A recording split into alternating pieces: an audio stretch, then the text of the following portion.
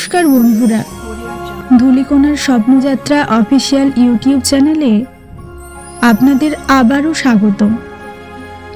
আজকের গল্পটা ভয় দেখানোর জন্য নয়, না আছে অন্ধকার আতঙ্ক, তবু এমন একটা অভিজ্ঞতার কথা যেটা শুনে আপনারা হয়তো হেসে উঠবেন, আবার অবাকও হবেন।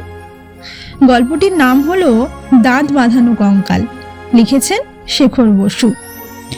গল্পটি নেওয়া হয়েছে শপথ চৌধুরী সম্পাদিত দুই বাংলার নির্বাচিত সেরা ভূত এই বইটি থেকে।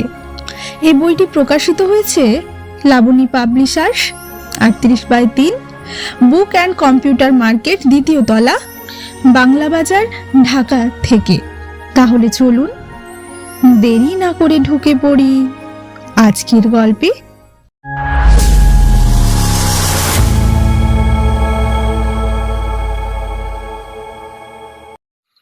বিখ্যাত দাঁতের ডাক্তার বিনায়ক সামন্ত তার চেম্বারে বসে নতুন এক পাটি দাঁত খুব মন দিয়ে পরীক্ষা করছিলেন। শীতের রাত, যাকে শীত পড়েছে আবার। শীতের সঙ্গে দাঁত ব্যথার সম্পর্কটা বোধহয় একটু বেশি, কিন্তু রুগীপত্র আজ তেমন আসেনি। 2-4 জন যারা এসেছিল তারা চটপট ডাক্তার দেখিয়ে বাড়ি ফিরে গেছে অনেকক্ষণ।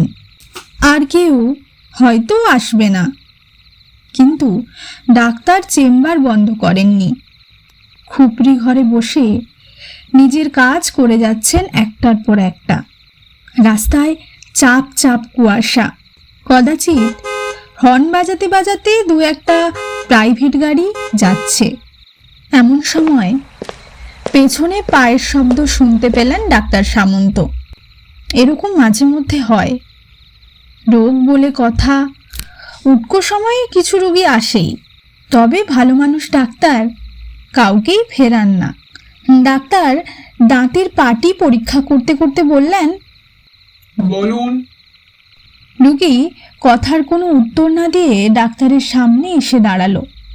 ডাক্তারের চোখ নামিয়ে কথা বলার অভ্যেস, তিনি সেইভাবেই আবার জিজ্ঞেস করলেন, কি অসুবিধে? রোগী এবারও কোনো উত্তর দিল না। ডাক্তার সামান্য অসন্তুষ্ট হয়ে চোখ তুললেন। চোখ তোলার পরেই ডাক্তারের তো চোখ উল্টে যাওয়ার কথা। ডাক্তারের জায়গায় অন্য যে কেউ থাকলে হয়তো তার ঠিক তাই হতো। ডাক্তার কিন্তু একটুও ভয় না পেয়ে সামনের কঙ্কালটার চোখের গর্তের দিকে তাকিয়ে বললেন, কি ব্যাপার? কঙ্কাল হাত জোড়ো করে বলল, ডাক্তারবাবু, খুব বিপদে পড়ে আপনার কাছে এসেছি। ডাক্তার একটু হেসে ফেললেন। সবাই তাই আসে। কঙ্কাল একটু আমতা আমতা করে বলল, আমি খুব ভয়ে ছিলাম ডাক্তারবাবু। ভেবেছিলাম আপনি বোধহয় আমাকে দেখে ভয় পেয়ে যাবেন, কিন্তু ডাক্তার এবার একটু চটে উঠে বললেন, ভূতের ভয় পেয়ে পেয়ে আমার ভূতের ওপরে ঘেন্না ধরে গেছে এখন। হিসেব করে দেখেছি, ভূতের ভয় পেয়ে আমার সারা জীবনের মোট 3 বছর 5 মাস নষ্ট হয়েছে। কম সময়? ভয় না পেয়ে আমি ওই সময়টা কতভাবে কাজে লাগাতে পারতাম। আসলে আমরা খেটে খাওয়া মানুষ, ভূতের ভয় পেয়ে সময় নষ্ট করা বড় লোকদের মানায়।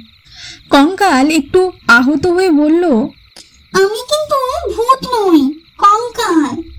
ভূতরা তো ছোট জাত। কঙ্কালের কথায় ডাক্তার একটু বিরক্ত হলেন।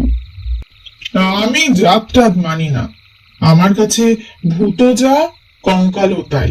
তা তোমার অসুবিধাটা কি বলে ফেলো তো চটপট, অনেক রাত হয়ে গেছে। কঙ্কাল যে কাহিনী শোনালো এবার, তা অত্যন্ত করুণ। নিজের দুঃখের কথা বলতে গিয়ে কঙ্কালের চোখের গর্তে জল এসে যাচ্ছিল বারবার। কঙ্কাল নানা কথায় যা বলল তা ছোট করলে এই রকম দাঁড়ায়। আমি পুরনো আমলের কঙ্কাল, আমার বয়স প্রায় 100। তা একটা সময় দিব্যি ছিলাম আমরা। ছোট কঙ্কালরা বড়দের সম্মান করত, বড় কঙ্কালরা ছোটদের স্নেহ করত। কোথাও কোনো রকম গোলমাল ছিল না। যে যার মান সম্মান নিয়ে দিব্যি গাছে গাছে ঘোরাফেরা করতে পারত। কিন্তু এখন দিনকাল একেবারে পাল্টে গেছে। এখনকার ছোট কঙ্কালরা রাম বিচ্ছু। বড়দের মানা তো দূরের কথা, সুযোগ পেলেই তাদের পেছনে লাগে। ওদের জ্বালায় আমি মরতে মরতে আমি এক নির্কঙ্কাল এলাকায় চলে গিয়েছি। নিরিবিলিতে বসে যে একটু সাধু কঙ্কালদের নাম করব তার উপায় নেই। বিচ্ছুর দল অদূরে গিয়েও আমাকে জ্বালায়। সেদিন গাছের মগডালে বসে একটু ঝিমাচ্ছিলাম, এমন সময় একটা ছোট্ট কঙ্কাল এসে পেছন থেকে আমাকে এমন এক ধাক্কা মারলো যে কথাটা শেষ করতে না পেরে কঙ্কাল ঝরঝর করে কেঁদে ফেলল। ডাক্তার সামন্ত এমনিতেই খুব কড়া ঢাঁচের মানুষ। তিনি কাউকে কাঁদতে দেখলে ওর গলার ভেতরটা ভার ভার হয়ে ওঠে। ডাক্তার ধরা গলায় বললেন, আরে কি আশ্চর্য, কান্না কেন? পড়ে গিয়ে কি চোট লেগেছে? কঙ্কাল চোখের গর্তের জল মুছে বলল, আগে শুধু চোট লাগলে তো আমি এত কষ্ট পেতাম না। আচমকা পড়ে গিয়ে আমার উপর পাটির 3টে দাঁত ভেঙে গেছে। ডাক্তার সামন্ত আগেই লক্ষ্য করেছিলেন কঙ্কালের 3টে দাঁত ভাঙা। সেদিকে আর একবার তাকাতেই কঙ্কাল একেবারে ভেঙে পড়ল। ডাক্তার বাবু, কঙ্কালের যদি দাঁতই না থাকে তাহলে আর কি বা থাকলো তার? বিরাট একটা নিঃশ্বাস ফেলে আবার কান্না জুড়তে যাচ্ছিল কঙ্কাল, কিন্তু ডাক্তার ওকে থামিয়ে দিয়ে বললেন, থাক, আর কাঁদতে হবে না। তা আমার কাছে কি জন্যে? দাঁত বাঁধাতে? কঙ্কাল মাথা নিচু করে আস্তে আস্তে বলল, আগে হ্যাঁ। ডাক্তার আর একবার ঘড়ির দিকে তাকিয়ে বললেন, অনেক রাত হয়ে গেছে যে। আচ্ছা ঠিক আছে, সামনের চেয়ারে বসে পড়ো তো চটপট। কঙ্কাল চেয়ারে বসে পড়ল। অনেক খেটে খুঁটে কঙ্কালের দাঁত 3টে নিখুঁতভাবে বাঁধিয়ে দিলেন ডাক্তার। তারপর ওর সামনে ছোট্ট একটা আয়না তুলে ধরে বললেন, দেখো কেমন দেখাচ্ছে। আয়না ঘুরিয়ে ফিরিয়ে নিজের দাঁত দেখে কঙ্কালের মুখে আর হাসি ধরে না। ডাক্তার হাসতে হাসতে জিজ্ঞেস করলেন, খুশি? কঙ্কাল লম্বা করে ঘাড় কাত করল। হ্যাঁ। তারপরেই মুখ শুকনো করে বলল, কিন্তু ডাক্তার বাবু, লাগছে? ব্যথা লাগছে?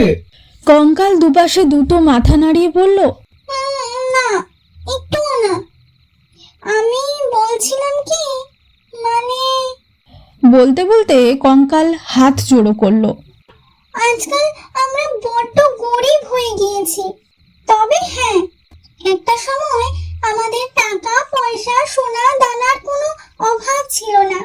প্রায় প্রত্যেক কঙ্কালই 2-4টে করে গুপ্তধন পাহারা দিত। এখন আর সে যুগ নেই। মানুষরা এখন বাড়তি টাকা আর গয়নাগাটি ব্যাংকের লকারে রেখে দেয়। তার ফলে আমাদের হাতে আর কিছুই আসে না। ডাক্তার গম্ভীর মুখে প্রশ্ন করলেন। এসব কথা উঠছে কেন? কঙ্কাল কাঁচুমাচু হয়ে বলল, আপনি তো আমার জন্য এত করলেন ডাক্তার বাবু, কিন্তু আমি সত্যি বলছি, আপনার ফিস দেওয়ার মতো কোনো ক্ষমতাই নেই আমার। ডাক্তার এবার ধমকে উঠলেন। তোমার কাছে কি আমি ফিস চেয়েছি? না, আপনি তো।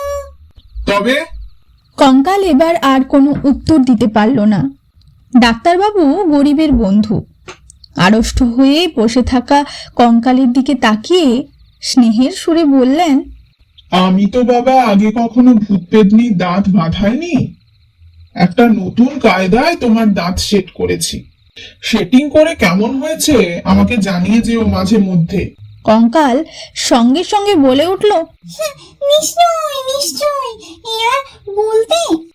ডাক্তার কি যেন একটা ভেবে নিয়ে বললেন, না, তোমার আর আসার দরকার নেই।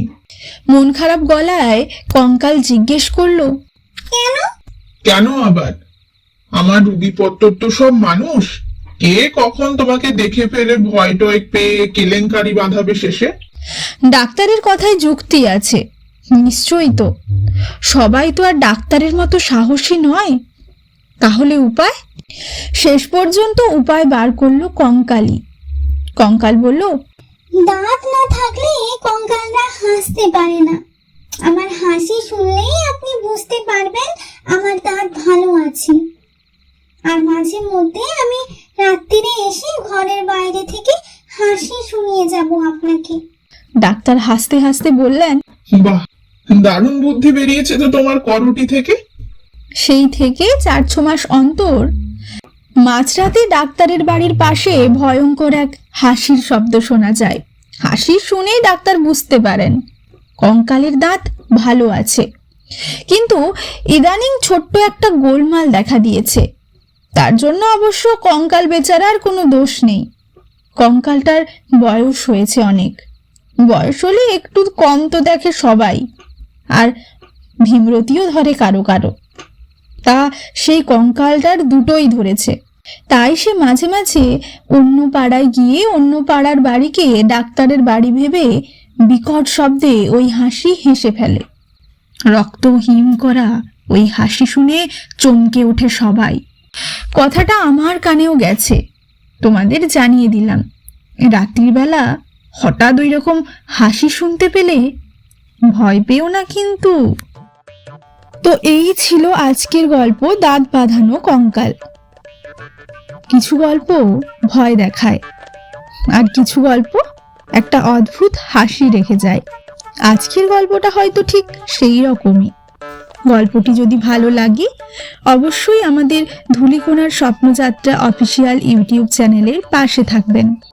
আবার দেখা হবে নতুন আরেকটা গল্প নিয়ে। ততক্ষণ পর্যন্ত সকলে সুস্থ থাকবেন, ভালো থাকবেন। ধন্যবাদ।